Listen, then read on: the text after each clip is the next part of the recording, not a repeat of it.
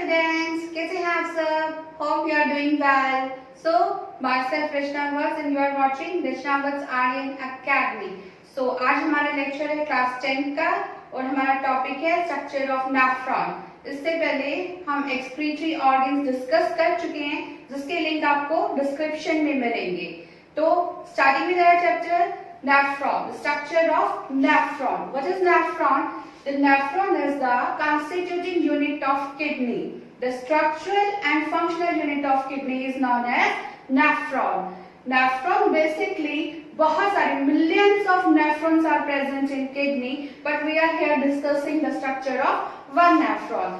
So nephron is a filtration unit. इसको filtration unit भी बोलते हैं because it separates the nitrogenous substance from our blood. Two parts of nephrons are there. Number one is Bowman capsule and second is renal tubule. Bowman capsule एक cup shaped structure होता है जो blood capillaries को receive करते हैं. The network of blood capillaries which form glomerulus. Basically, glomerulus act as a sieve and filter the nitrogenous substances from the blood. So it acts as filtration unit. This glomerulus has two parts. The one part is attached with this renal artery, and renal artery brings the dirty blood into the kidney.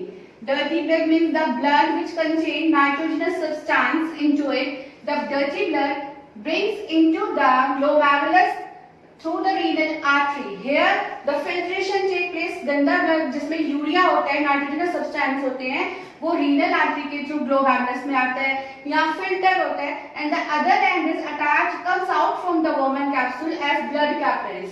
एक end किससे attach है? Renal artery से, और जो दूसरा and बाहर निकल रहा है वो ब्लड कैपिलरीज की फॉर्म में निकलता है which surrounds the renal tubule, जो रीनल ट्यूब्यूल्स को सराउंड करती हैं, रीनल ट्यूब्यूल्स को ओवरलैप करती हैं. ठीक है, तो वन एंड रीनल आर्टरी के साथ अटैच है और जो दूसरा एंड है वो ग्लोमेरुलस से ब्लड कैपिलरीज की फॉर्म में बाहर आ रहा है, जो ट्यूब्यूल के दोनों तरफ रैप होती हैं, सराउंड करती हैं. Ultimately these blood vessels combine together to form the renal vein, और जो renal vein होती है that brings the clear blood without urea into the body. dirty blood renal artery से आया एक एंड से, दूसरा एंड ब्लड कैपिलरीज के थ्रू बाहर आया, ब्लड कैपिलरीज हैंडली लूप को सराउंड करती हैं और फिर वो कंबाइंड हो जाती हैं रीनल वेन में. और जो रीनल वेन जो है वो क्लियर ब्लड कंटेन करती है. Clear blood means the blood which does not contain urea into it, the clean blood, और वो क्लीन ब्लड यहाँ से दोबारा बॉडी में चला जाता है. तो फिर से देखते हैं एक बार. renal artery, the one part of the glomerulus is attached with the renal artery. Renal artery से डर्टी ब्लड मतलब जिसमें नाइट्रोजनस सब्सटेंस है वो ग्लोमेरुलस के अंदर आया. जो ग्लोमेरुलस का दूसरा एंड है वो बोमेन कैप्सूल से ब्लड कैपिलरीज की फॉर्म में बाहर आता है और वो ब्लड कैपिलरीज रीनल ट्यूब्यूल को सराउंड करती हैं और अल्टीमेटली वो ज्वाइन होकर रीनल वेन बनाती है. और रीनल वेन में क्या होता है? क्लियर ब्लड होता है जिसके अंदर यूरिया नहीं होता, और ये रीनल वेन जो होती है उस ब्लड को, क्लियर ब्लड को बॉडी में ट्रांसपोर्ट कर देती है. This is all about बोमेन capsule. Now, the one end of the Bowman capsule leads into a highly coiled tubular structure which is known as renal tubule. The end of the Bowman capsule leads into the highly coiled tubular structure which is known as renal tubule. Renal tubule has three parts basically: proximal convoluted tubule, distal convoluted tubule, and Henle's loop. This is proximal convoluted tubule, this is distal convoluted tubule, and this is Henle's loop.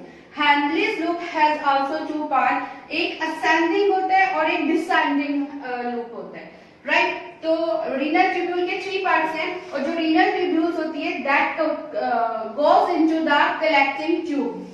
Renal tubule ultimately leads into the collecting tube. बहुत सारी nephron की collecting tubes connect होती हैं and they form collecting duct, and that collecting duct leads into the ureter. This is the structure of nephron. Glomerulus acts as filtration unit.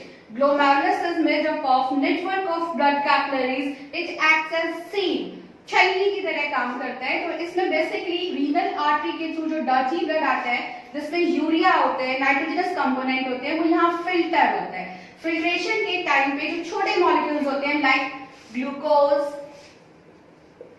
Amino acid, salt, water, ये सब filtrate हो जाते हैं and they collect in this Bowman capsule as filtrate. ठीक है, कौन कौन से जो छोटे मॉलिक्यूल्स हैं वो यहाँ से क्रॉस ओवर हो जाएंगे और वो बोमेन कैप्सूल में एज ए फिल्ट्रेट कलेक्ट हो जाएंगे। नाउ इसमें जो ग्लोमेरुलस है, इसमें बड़े मॉलिक्यूल्स रहते हैं like protein and blood cells which can not pass through it's wall. जो लार्ज मॉलिक्यूल्स हैं they remain in the glomerulus, right. तो दिस इसका फंक्शन क्या हुआ ग्लोमेरुलस का? filtration, it act as filtration unit. Now renal tubule का जो function होता है that is selective absorption. What do you mean by selective absorption? Selective absorption means the molecules or the elements which are required by our body, they get reabsorbed. Glomerulus में से जो blood vessels आ रही हैं जो renal tubule को surround करती हैं, in blood vessels में रीनल ट्यूब्यूल में से जो इंपॉर्टेंट होते हैं, जो हमारी बॉडी को रिक्वायर्ड होते हैं, वो मॉलिक्यूल दोबारा से रीअब्सॉर्ब हो जाते हैं। जैसे ग्लूकोज है, जैसे अमीनो एसिड्स हैं, सॉल्ट हैं, वो इन ब्लड कैपिलरीज में रीअब्सॉर्ब हो जाते हैं।